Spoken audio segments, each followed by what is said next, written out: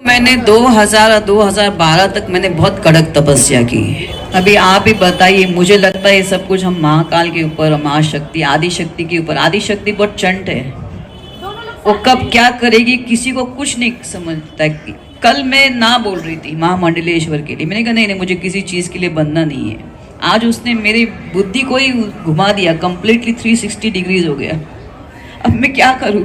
23 साल की तपस्या को समझा और जगत गुरु महेंद्र नंद तिवारी ने मेरी परीक्षा ली 2-3 दिन से कि मुझे कितना ज्ञान, तप और ब्रह्म विद्या के बारे में क्या जानकारी थी,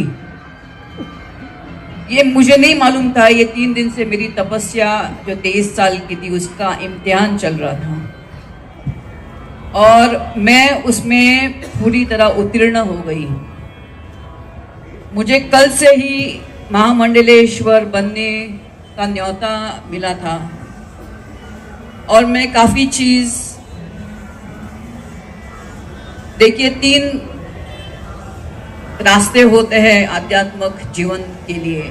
एक वामपंथी होता है, दक्षिणापंथी होता है और एक मध्यमपंथी रास्ता होता है। और लक्ष्मी नारायण त्रिपाठी जी इसी मध्यम रास्ते की महामंडलेश्वर है। मैंने जो 23 साल से ध्यान और तप मेरे गुरु द्वारा जो भी मुझे प्राप्त हुआ, मैं सबको आध्यात्मिक जीवन के द्वारा सबको स्वतंत्र करने आई हूँ। और मुझे लक्ष्मी नारायण त्रिपाठी से बेहतर कोई और संस्था मिली ही नहीं, सोच ही नहीं सकती थी। मैं सांसारिक जीवन में रहते हुए भी मैं चाहती थी कि स्वतंत्र से मैं अपना जीवन जीऊं। मुझे बॉलीवुड में वापस नहीं आने का मैंने कभी, इसलिए मैंने 23 साल पहले बॉलीवुड को छोड़ दिया था।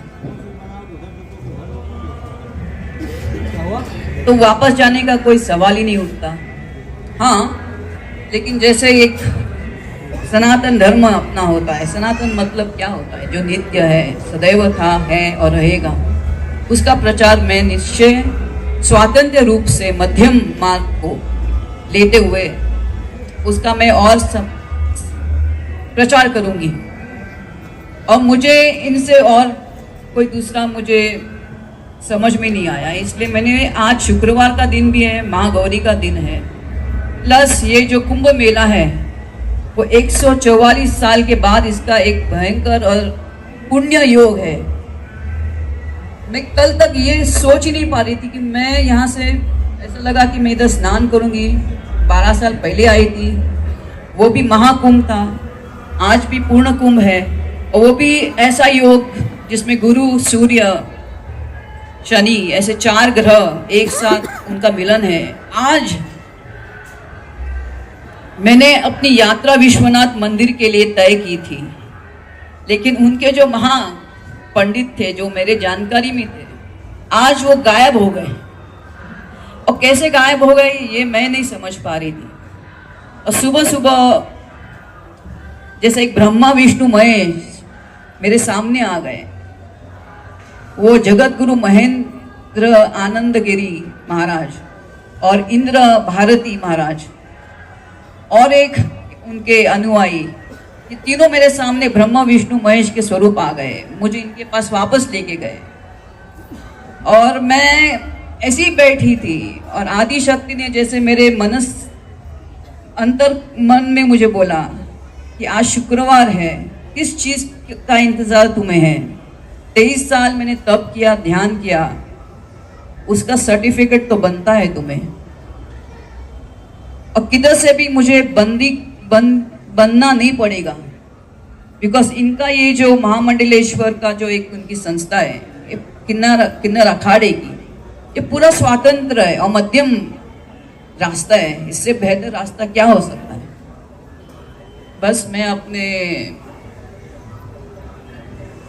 जो भी इनके संस्था और सनातन के लिए हो सकेगा मैं उसके लिए समर्पित हूँ। मेरा जीवन कब से समर्पित है। मेरा मेरी जीवन शैली काफ़ी साल से इसलिए समर्पित है, लेकिन अभी मैं ज़्यादा मानव कल्याण के लिए मैं भ्रमण करूंगी, और जो भी मेरा धन होगा, जो भी जहाँ से मैं कमाई करूंगी, वो सब इनके चरणों में मैं समर्पित करूंगी, इनके संस्थान के लिए।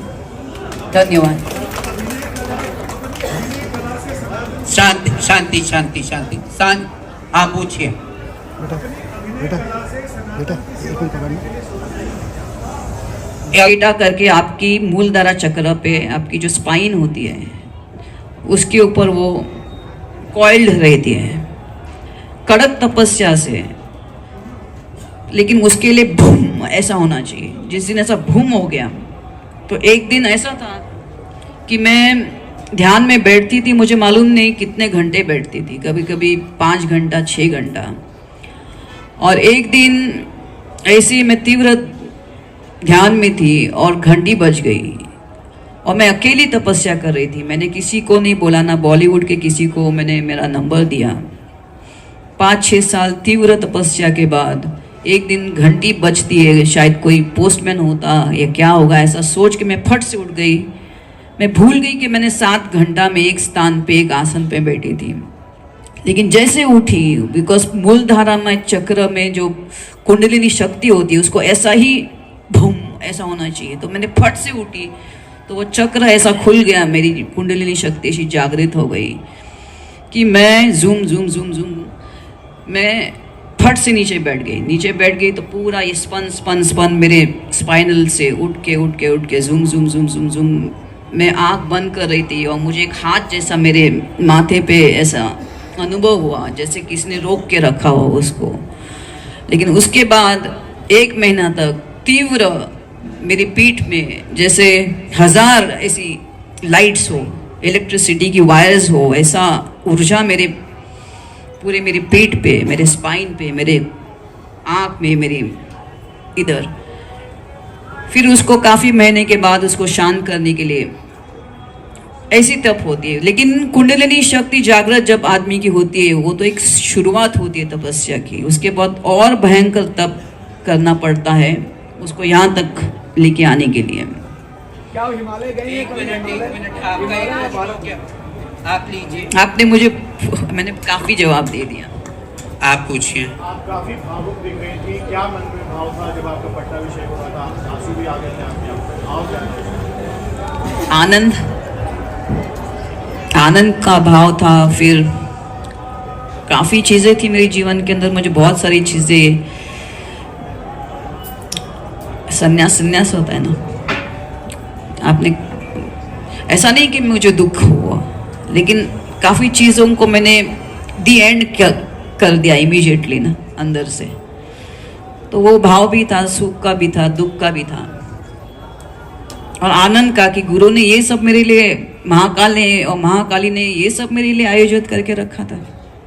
It was like a gift, it was like a certificate for all my तप। मेरा 23 साल का तप मेरे सामने आ गया, इसलिए मैं रोई। और ये आश्रय सिर्फ मेरे गुरु को थैंक्स करने के लिए था, महाकाल और महाकाली को थैंक्स करने के लिए था, और कुछ नहीं। ये आंसू बस वही थे।